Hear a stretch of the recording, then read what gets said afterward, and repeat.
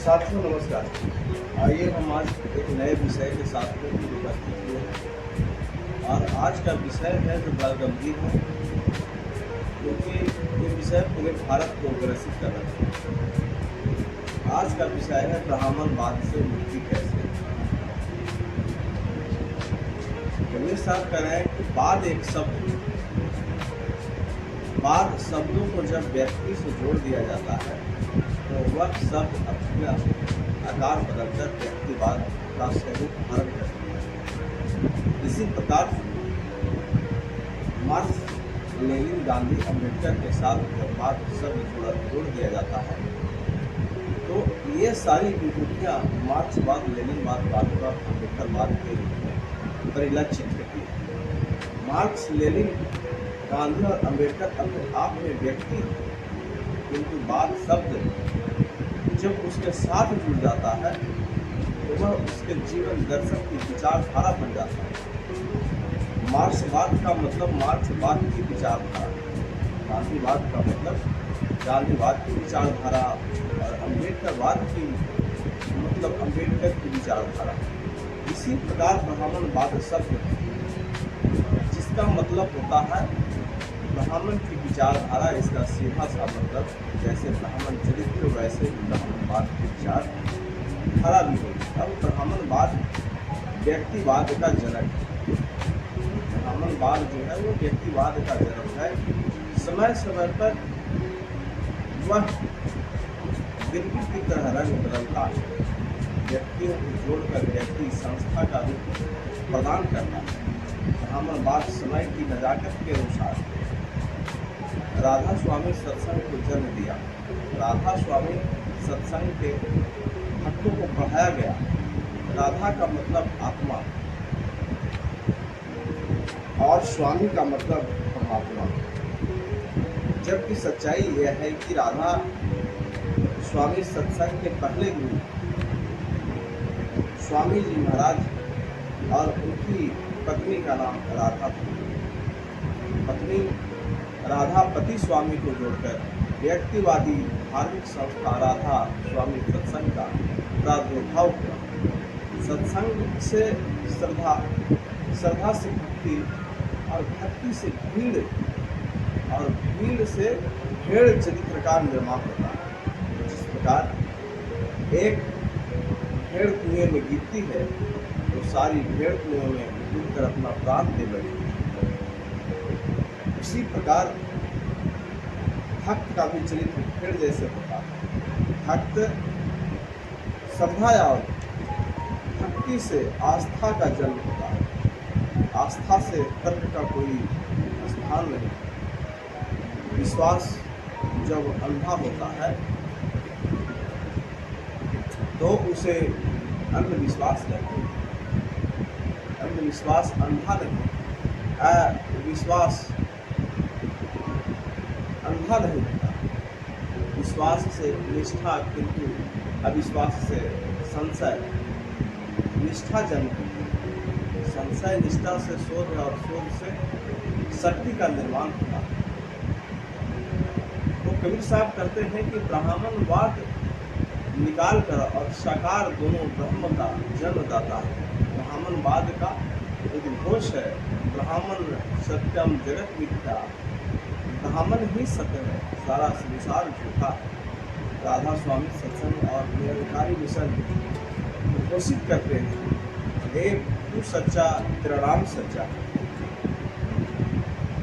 इसका मतलब निकलता है ईश्वर के अलावा बाकी सब झूठा है। आगे महर्षि दयानंद सरस्वती वेदों के महिमा मंडल में वेद की ईश्वर युद्ध घोषित करते हैं। स्वामी जी का भी ब्रह्म निरंकार जो वेदों को आकार देता है, निराकार कोई आकार नहीं प्रदान कर सकता। सृष्टि के निर्माण में कुछ भी निराकार नहीं। जिन पदार्थों से सृष्टि का निर्माण होता है भले ही लोग उसे देख न सके, लेकिन उसका आकार होता है। तथागत बुद्ध का संदेश है जन्म और मृत्यु सत्य। जिनका जन्म होगा वह मरेगा जरूर। जन्म और मृत्यु में किसी ब्राह्मण या परम ब्रह्म का हाथ नहीं, शिष्य का विकास होता है। सारे तथा कथित सत्संग के सदगुरु अपने भक्त को ज्ञान बांटते हैं और कहते हैं तुम्हारे पिछले जन्म में किए गए कर्मों के कारण मनुष्य कर्म मिला है। पिछले जन्म में जो जैसा कर्म करता है उसे अगले जन्म में वैसा ही फल मिलता है। अब आगे निरंकारी में जो जैसा का सदगुरु बाबा हरदेव सिंह जी कनाडा में कार दुर्घटना में दर्दनाक मौत हो गई। इससे पूर्व उनके पिता गुरुबचन सिंह जी गोली मारकर हत्या कर दी गई। कनाडा की सरकार बाबा हरदेव ने उनके देश में कार दुर्घटना पर शोध कर रही कि आखिर दूसरे देश के नागरिक की उनके देश में मृत्यु कार दुर्घटना पर कैसे हुई। वे चिंतित हैं अपनी ट्रैफिक व्यवस्था में, लेकिन बाबा हरदेव सिंह के भक्तगण इस बात का खुलासा नहीं कर सकते कि बाबा हरदेव सिंह पूर्व जन्म में और कौन सा पाप किए थे जिसके कारण उनकी कार दुर्घटना में मृत्यु हुई। युवानों की भूमि देवभूमि भारत में न होकर कनाडा में। इससे पूर्व बाबा हरदेव के पिता गुरुबचन सिंह की हत्या के कारणों का भी उनके भक्तों ने आज तक खुलासा नहीं किया।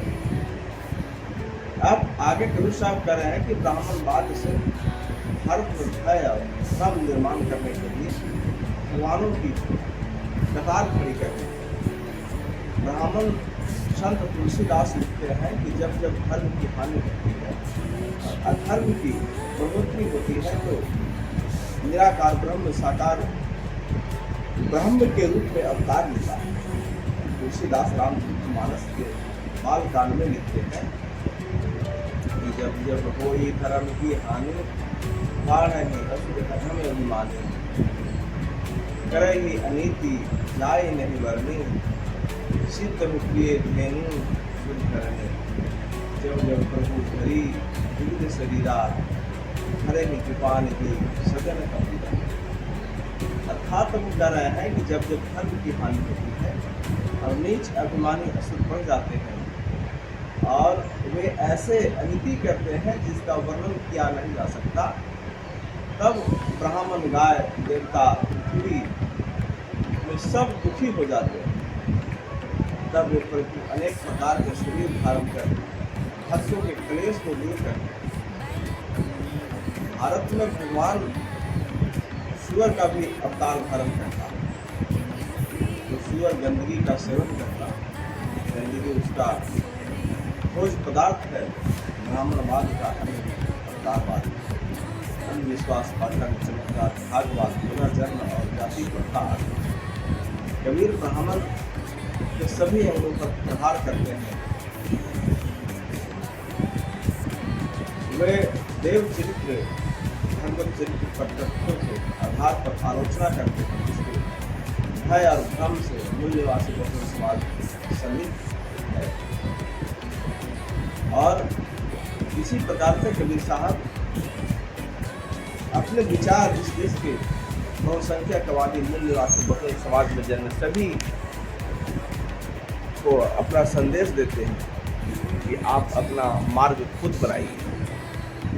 आप अपना मार्ग खुद बना सकते हैं, क्योंकि आप ही वो व्यक्ति हैं, आप ही वो जीव है, आत्मा है,